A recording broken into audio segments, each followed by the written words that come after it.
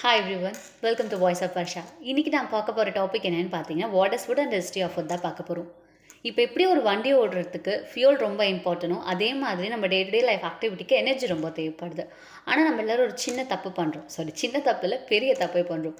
கிரேவிங்காக நிறைய process food, junk foods இதெல்லாம் சாப்பிட ஆரம்பிச்சாச்சு. Like pizza, burger, ice cream, chocolates, crisps, biscuits, cakes இந்த மாதிரி ஐட்டம்ஸ் எல்லாம் சாப்பிட ஆரம்பிச்சாச்சு. நம்ம சாப்பிட்றதுக்கு இல்லாமல் குழந்தைங்களுக்கும் இதை தான் கொடுக்குறோம். இதனால் நமக்கு அந்த நாளுக்கு தேவையான எனர்ஜி கிடைக்குமான்னு கேட்டிங்கன்னா கட்டாயமாக இல்லவே இல்லை.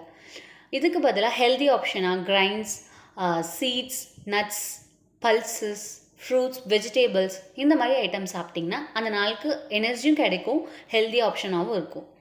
தென் வந்துட்டு நம்ம யோசிச்சு பாருங்கள், நம்ம ஒரு ஃபோன் வாங்குகிறோன்னு வச்சுக்கோங்க.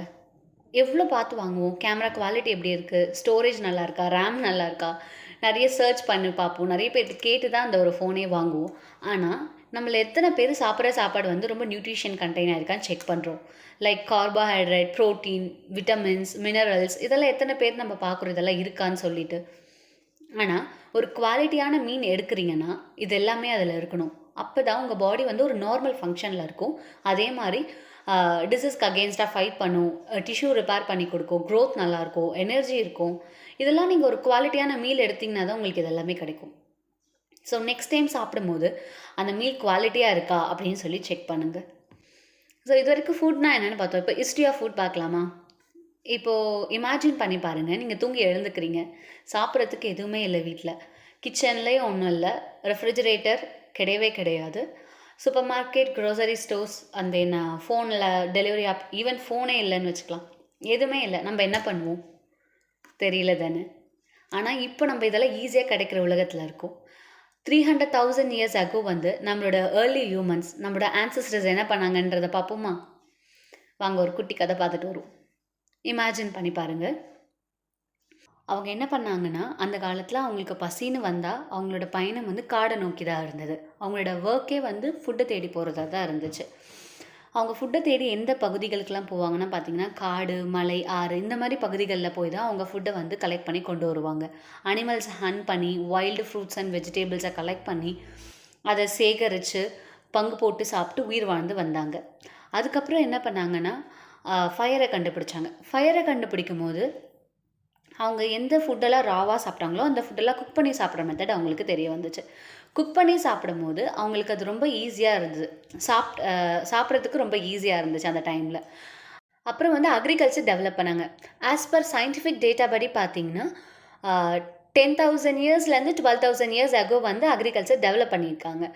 இப்போது அவங்க ஏன் அக்ரிகல்ச்சர் டெவலப் பண்ணாங்கன்றதை பார்த்தா, அவங்க வந்துட்டு ஹண்டர் கேதரர் பண்ணும்போது அவங்களுக்கு வந்து நிறைய ட்ராபேக்ஸ். பிகாஸ் இப்போது ஒரு வேட்டைக்கு போகிறாங்கன்னா அந்த வேட்டை கண்டிப்பாக அவங்களுக்கு சக்ஸஸ்ஃபுல்லாக தான் முடியும் அப்படிங்கிறது கிடையாது. அதே மாதிரி வெதர் கண்டிஷனும் அவங்களுக்கு ஏற்ற மாதிரி இருக்கணும். இப்போது வெதர் கண்டிஷன்னாலேயும் அவங்களுக்கு நிறைய ட்ராபேக்ஸ் வந்து அப்போ இருந்துச்சு. அக்ரிகல்ச்சருக்கு அப்புறம் பார்த்திங்கன்னா அவங்களுக்கு தேவையான ஃபுட்டை அவங்களே ப்ரொடியூஸ் பண்ணிக்க முடிஞ்சிச்சு. Like wheat, rice, barley, oats, vegetables, fruits இதெல்லாம் அவங்களே வந்து ப்ரொடியூஸ் பண்ண ஆரம்பித்தாங்க. அதனால் அவங்களுக்கு ஒரு சஃபிஷியன்ட் ஃபுட் வந்து கிடைக்க ஆரம்பிச்சிச்சு. தங்கிறதுக்கு ஒரு இடம் ரெடி பண்ண ஆரம்பித்தாங்க. சிவிலைசேஷன் டெவலப் ஆச்சு, பாப்புலேஷன் இன்க்ரீஸ் ஆச்சு. இது எல்லாமே வந்து அக்ரிகல்ச்சருக்கு அப்புறம் தான் நடந்ததுன்னு சொல்லலாம். அது தென் வந்து அனிமல் டொமஸ்டிகேஷன் பண்ணாங்க. அனிமல் டொமஸ்டிகேஷன்னா என்னென்னு பார்த்தீங்கன்னா, அனிமல்ஸை வந்து வளர்க்க ஆரம்பித்தாங்க. லைக் ஆடு, மாடு, கோழி, பன்னி அந்த மாதிரிலாம் வந்து நிறைய அனிமல்ஸை வந்து வளர்க்க ஆரம்பித்தாங்க. அதுலேருந்து கிடைக்கிற பை ப்ராடக்ட்ஸ் வந்து அவங்களுக்கு வந்து ரொம்ப எல்லா ஹியூமன்ஸ்க்கும் அது வந்து ரொம்ப யூஸ்ஃபுல்லாக இருந்துச்சு. மில்க், மீட்டு, அப்புறம் லெதர், ஃபெதர் ஒவ்வொன்றுமே வந்து ரொம்ப யூஸ்ஃபுல்லாக இருந்துச்சு அவங்களுக்கு அந்த டைமில். தென் வந்து பார்த்திங்கன்னா ட்ரேட் அண்ட் டிரான்ஸ்போர்ட்டேஷன் வந்து ஸ்டார்ட் பண்ணாங்க. ட்ரேட் அண்ட் டிரான்ஸ்போர்ட்டேஷன் அவங்க ஸ்டார்ட் பண்ணும்போது என்ன ஆச்சுன்னா, ஒரு இடத்துல கிடைக்கிற உணவு வந்து மற்ற இடங்களுக்கும் பல நாடுகளுக்கும் கிடைக்கிற மாதிரி அவங்க வந்து செஞ்சாங்க. ஸோ இதனால் என்ன ஆச்சுன்னா, ஒரு ஃபுட்டுக்குன்னு ஒரு கல்ச்சரே வந்துட்டு டெவலப் ஆச்சு. ஒரு ஒரு ஸ்டேட்லேயும் ஒரு ஒரு சிட்டிலேயும் கூட ஃபுட்டுக்குன்னு ஒரு கல்ச்சர் டெவலப் ஆச்சு. தென் வந்து இண்டஸ்ட்ரியல் ரெவல்யூஷன் நடந்தது. 1760s காலகட்டத்தில் நடந்துச்சு. அப்போ வந்து ஃபுட் ஃபேக்ட்ரிஸ், ஃபுட் இண்டஸ்ட்ரீஸ் இதெல்லாம் டெவலப் ஆணுச்சு. ஃபுட் வந்து நம்மளால் லார்ஜ் ஸ்கேல் ப்ரொடக்ஷன் வந்து பண்ண முடிஞ்சுது. தென் வந்து நம்மளோட மாடர்ன் ஃபுட் சிஸ்டம் வந்து டெவலப் ஆச்சு. அப்போ தான் நம்மளோட devil entry process foods, can food, then வந்து பார்த்தீங்கன்னா பேக்டு ஃபுட்ஸ், பாட்டில் ட்ரிங்க்ஸு, இதெல்லாம் புதுசு புதுசாக நம்ம மார்க்கெட்டுக்கு வர ஆரம்பிச்சுது. நம்மளும் இதோட டேஸ்ட் பிடிச்சி நிறைய வாங்கி சாப்பிட ஆரம்பிச்சாச்சு.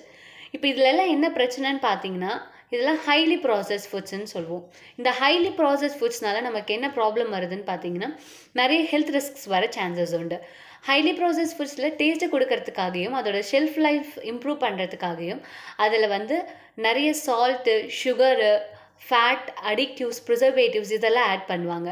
நான் ப்ரிசர்வேட்டிவ்னு சொல்கிறது வந்து நிறைய ப்ரிசர்வேட்டிவ்ஸ் மெத்தட்ஸ் இருக்குது. ஸோ நான் ப்ரிசர்வேட்டிவ் மெத்தடை தப்பு சொல்லலை, ஒரு சில ப்ரிசர்வேட்டிவ் தான் தப்புன்னு சொல்ல விரும்புகிறேன். ஸோ நெக்ஸ்ட் வீடியோவில் ப்ரிசர்வேட்டிவ் மெத்தட்ஸ்னால் என்ன, ப்ராசஸ் ஃபுட்ஸ்னால என்னென்ன பிரச்சனை வருது, இதை பற்றிலாம் டீட்டெயிலாக பார்க்கலாம். இந்த வீடியோவில் நான் சொல்ல வர ஒரே விஷயம், இப்போ இருக்க காலகட்டத்தில் நமக்கு ஃபுட் ரொம்ப கன்வீனியண்ட்டாக கிடைக்குது. அதனால் எந்த ஃபுட் ஹெல்தி, எந்த ஃபுட் அன்ஹெல்தின்னு பார்த்து சாப்பிட்டோன்னா நம்மளோட ஹெல்த் ரிஸ்க்ஸை வந்து நம்ம கம்மி பண்ணலாம். உணவே மருந்து, மருந்தே உணவு. மறவாமல் வாழ்வோம். நன்றி. See you on next video. Bye.